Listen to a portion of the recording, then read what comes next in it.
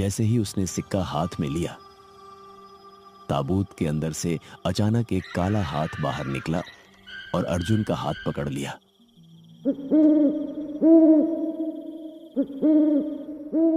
रात का समय था। आसमान में काले बादल ऐसे छाए हुए थे जैसे किसी ने पूरे गांव को अंधेरे की चादर से ढक दिया हो। ठंडी हवा पेड़ों की शाखाओं को हिला रही थी और दूर कहीं कुत्तों के भौंकने की आवाज माहौल को और डरावना बना रही थी। गांव के बीचों बीच एक पुरानी चाय की दुकान थी जहां कुछ लोग लालटेन की हल्की रोशनी में बैठे फुसफुसाकर बातें कर रहे थे। मैंने अपनी आंखों से देखा था उस ताबूत को। बूढ़ा हरिया कांपती आवाज में बोला। उसकी बात सुनकर वहां बैठे बाकी लोग डर से एक दूसरे का चेहरा देखने लगे। हरिया काका, सच बताओ, क्या सच में उस ताबूत में खजाना छिपा है?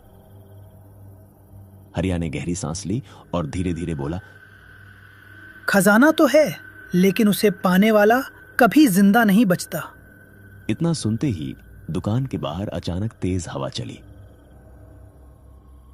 अरे भगवान का नाम लो, आज फिर वही रात है।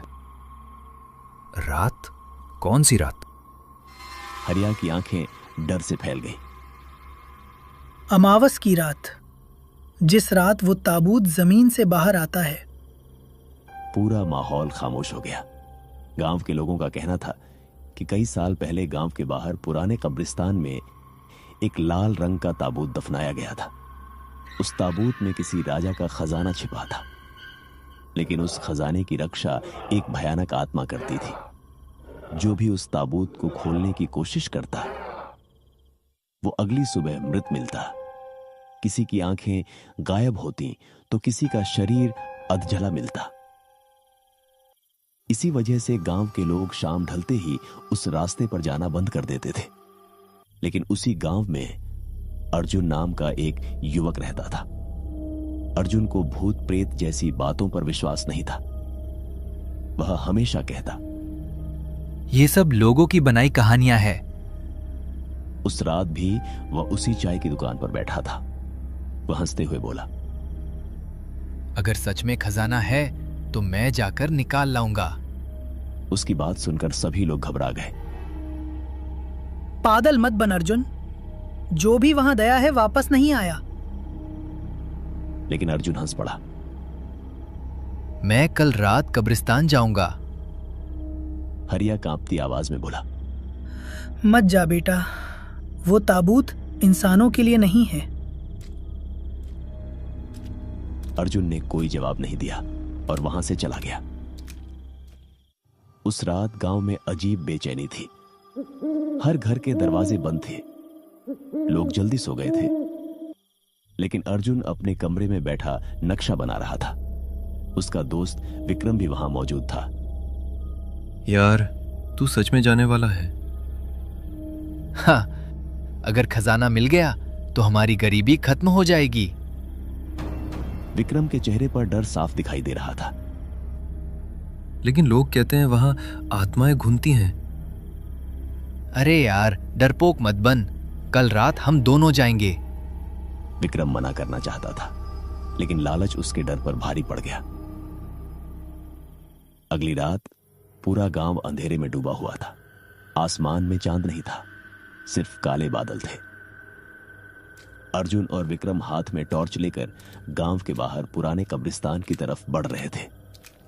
रास्ते में सूखे पेड़ ऐसे लग रहे थे जैसे कोई डरावनी परछाइयां खड़ी हों। अचानक झाड़ियों में कुछ हिला। सरसरर। विक्रम डर कर रुक गया।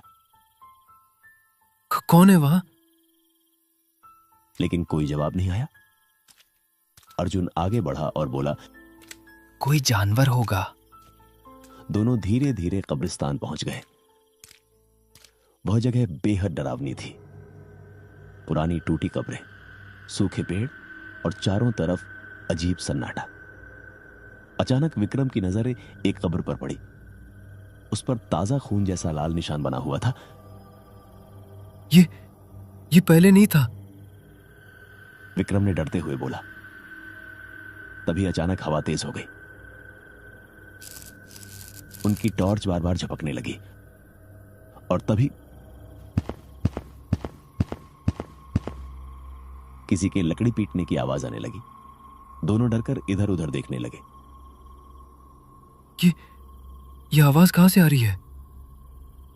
अर्जुन ने टॉर्च आगे की तरफ घुमाई और तभी दोनों के चेहरे डर से सफेद पड़ गए। कब्रिस्तान के बीचों बीच मिट्टी अपने आप हट रही थी। धीरे धीरे जमीन के अंदर से एक लाल रंग का पुराना ताबूत बाहर निकल रहा था। ताबूत के अंदर से किसी के पीटने की आवाज आ रही थी। विक्रम डरकर पीछे हट गया। चल यहां से अर्जुन, अभी। लेकिन अर्जुन की आंखों में लालच चमक रहा था। लगता है यही वो ताबूत है। ताबूत पूरी तरह जमीन से बाहर आ चुका था। उस पर अजीब निशान बने हुए थे और चारों तरफ से बदबू आ रही थी। अचानक ताबूत अपने आप खुलने लगा। ढक्कन धीरे धीरे ऊपर उठा। विक्रम चीख पड़ा, लेकिन अंदर जो था उसे देखकर दोनों हैरान रह गए। ताबूत के अंदर सोने के सिक्के और हीरे भरे हुए थे। पूरा ताबूत खजाने से चमक रहा था। अर्जुन खुशी से पागल हो गया। हम अब अमीर बन जाएंगे। वह तुरंत ताबूत के पास गया, लेकिन तभी उसके पीछे किसी ने धीरे से फुसफुसाया, खजाना लेने की कीमत मौत है। अर्जुन और विक्रम के शरीर में बिजली दौड़ गई। दोनों ने डरते हुए पीछे देखा, लेकिन वहां कोई नहीं था। अचानक टॉर्च बंद हो गई। पूरा कब्रिस्तान अंधेरे में डूब गया और तभी किसी औरत के जोर जोर से हंसने की आवाज गूंजने लगी। विक्रम डरकर चीख पड़ा, कौन है? तभी आसमान में बिजली चमकी और बिजली की रोशनी में उन्हें एक डरावनी औरत दिखाई दी। उसके लंबे काले बाल जमीन तक लटक रहे थे। चेहरा आधा जला हुआ था और उसकी आंखें पूरी सफेद थीं। वह ताबूत के ऊपर बैठी उन्हें घूर रही थी। विक्रम के हाथ से टॉर्च गिर गई। भूत! लेकिन अर्जुन अभी भी खजाने को देख रहा था। उसने कांपते हाथों से एक सोने का सिक्का उठाया और जैसे ही उसने सिक्का हाथ में लिया, ताबूत के अंदर से अचानक एक काला हाथ बाहर निकला और अर्जुन का हाथ पकड़ लिया। अरे नहीं! अर्जुन दर्द से चीख पड़ा। विक्रम डरकर पीछे हट गया।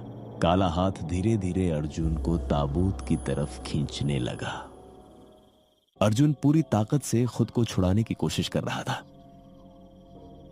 विक्रम, बचा मुझे! लेकिन तभी वो डरावनी औरत हवा में उड़ते हुए विक्रम के सामने आ गई।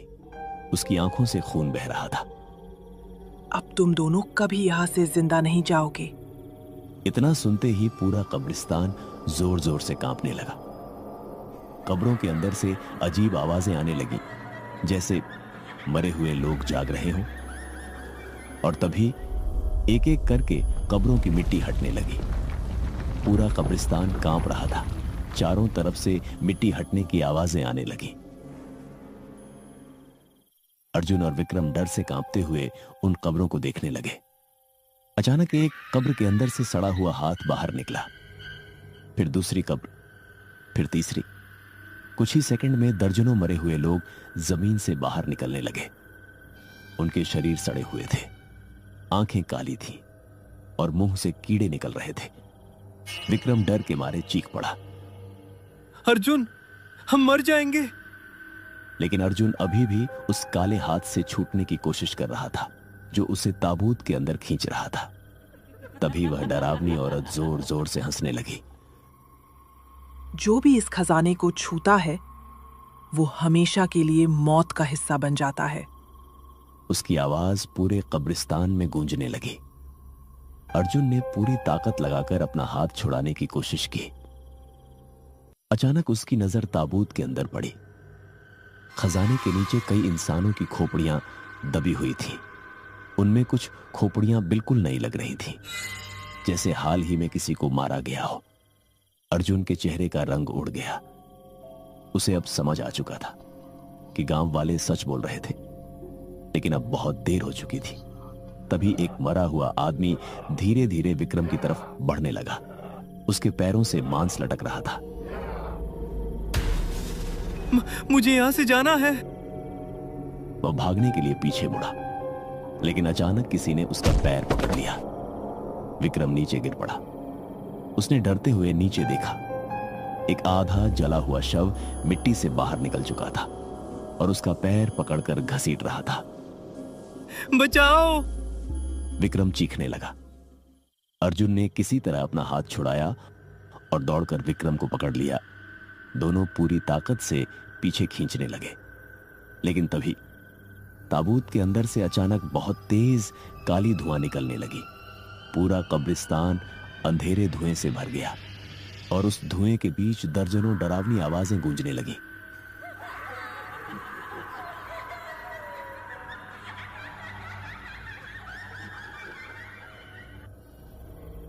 अर्जुन और विक्रम के कानों से खून निकलने लगा।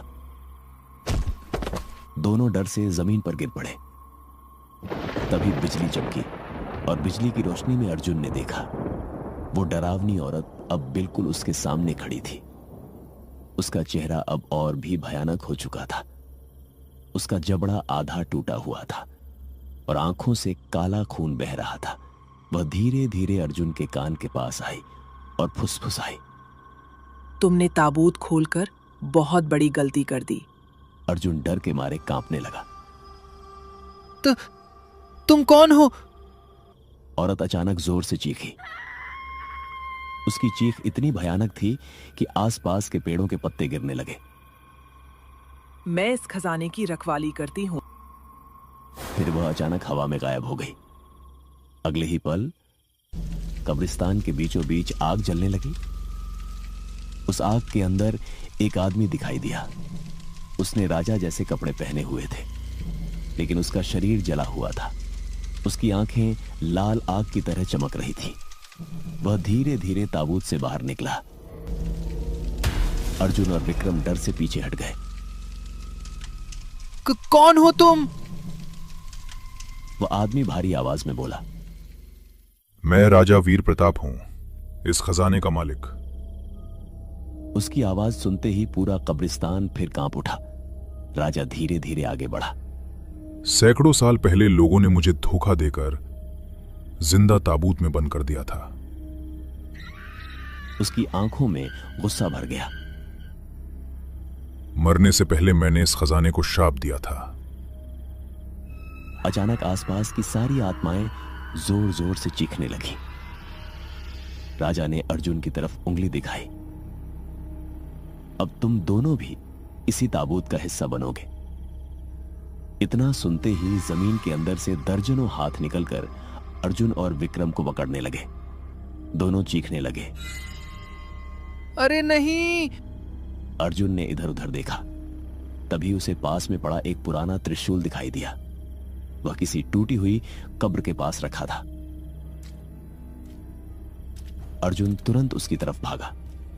पीछे से मरे हुए लोग उसका पीछा करने लगे। विक्रम डर से रो रहा था। जल्दी कुछ कर अर्जुन। अर्जुन ने दौड़कर त्रिशूल उठा लिया। जैसे ही उसने त्रिशूल हाथ में लिया, उसमें तेज रोशनी चमकने लगी। पूरे कब्रिस्तान में जोरदार हवा चलने लगी। राजा वीर प्रताप गुस्से से चीख पड़ा, नहीं, ये नहीं हो सकता। अर्जुन समझ गया कि यही उनकी आखिरी उम्मीद है। उसने पूरी ताकत से त्रिशूल ताबूत की तरफ फेंक दिया। त्रिशूल सीधा ताबूत में जाकर लगा और अगले ही पल पूरा ताबूत आग में जलने लगा। वो डरावनी औरत दर्द से चीखने लगी। राजा वीर प्रताप का शरीर धीरे धीरे राख बनने लगा। सारी आत्माएं हवा में गायब होने लगीं। कब्रिस्तान जोर जोर से हिलने लगा। अर्जुन चिल्लाया, भाग विक्रम! दोनों जान बचाकर वहां से भागने लगे। पीछे पूरा कब्रिस्तान आग में जल रहा था। कुछ देर बाद दोनों गांव पहुंच गए। उनकी हालत बेहद खराब थी। गांव वालों ने जब उनकी कहानी सुनी तो सब डर गए। हरिया कांपती आवाज में बोला, मैंने कहा था वो ताबूत इंसानों के लिए नहीं था। उस रात के बाद अर्जुन और विक्रम ने कभी उस कब्रिस्तान की तरफ नहीं देखा, लेकिन कहानी यहीं खत्म नहीं हुई। कुछ दिनों बाद गांव का एक आदमी अचानक गायब हो गया। लोग उसे खोजते हुए पुराने कब्रिस्तान पहुंचे। वहां जो उन्होंने देखा उसे देखकर सबकी रूह कांप गई। जली हुई जमीन के बीच वही लाल ताबूत फिर से पड़ा था, और इस बार